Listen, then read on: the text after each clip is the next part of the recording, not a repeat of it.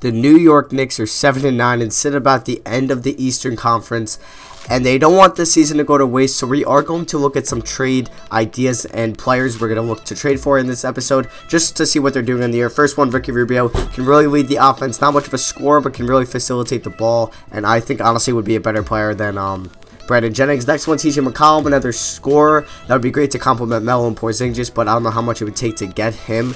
Ty Lawson is pretty cheap since he does have trouble with the law, and I don't know if we're ready to take on that.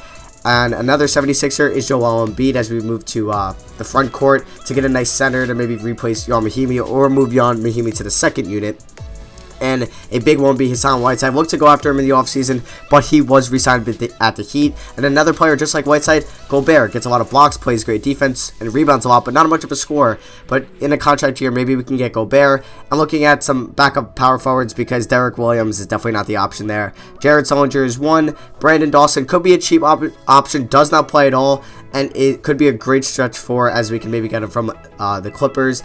And we're going to look at Taj Gibson in Chicago coming off the bench for Pau Gasol, I believe. So maybe we can get him on a cheap deal or get him from cheap from the Bulls. Josh Smith from the Bucks, he's there now. Could maybe use him as a stretch forward because he can still shoot the ball pretty well. And the last one is Markieff Morris, not liking his position in Phoenix as he is coming off the bench now behind John Wall. So we'll see if we can maybe get them in the next episode, but also let me know in the comments if you would want me to get one of those players and which one I should get.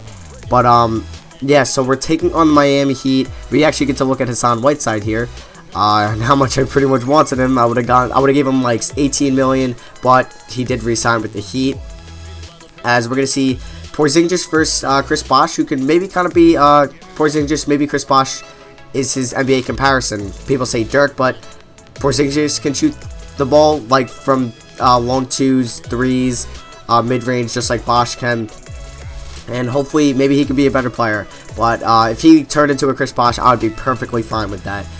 But yeah, this Heat team is probably going to overpower us because they have so much more talent around the ball with Bosh, Dragic, Wade, Whiteside, and all we have pretty much is Melo and Porzingis. But we're still going to try. We do have the lead right now, and we'll see what we can do.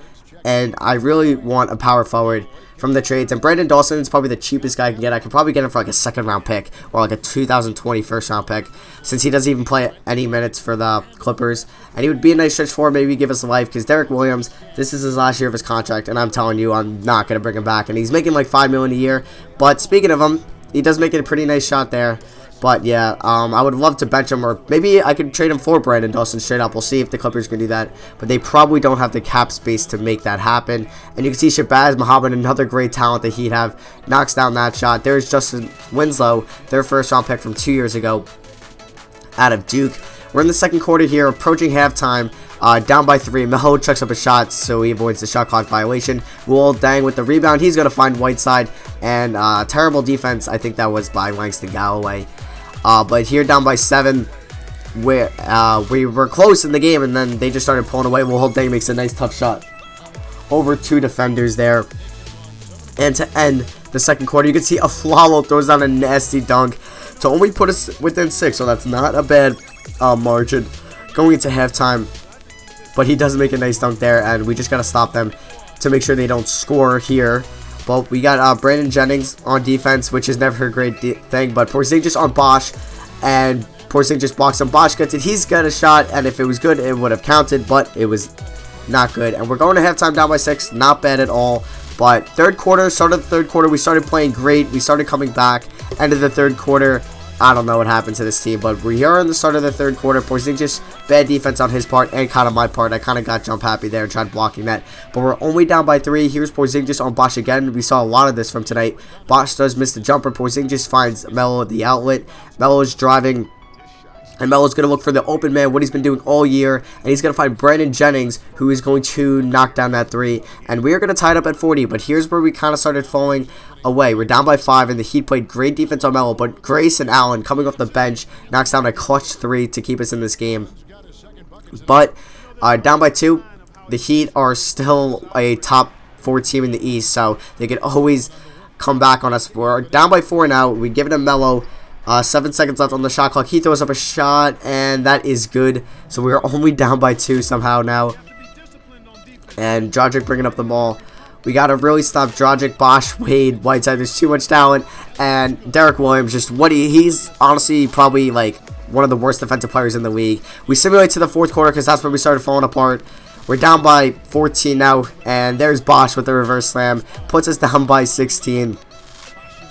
And yeah, at this point, we're down by 20 freaking 2.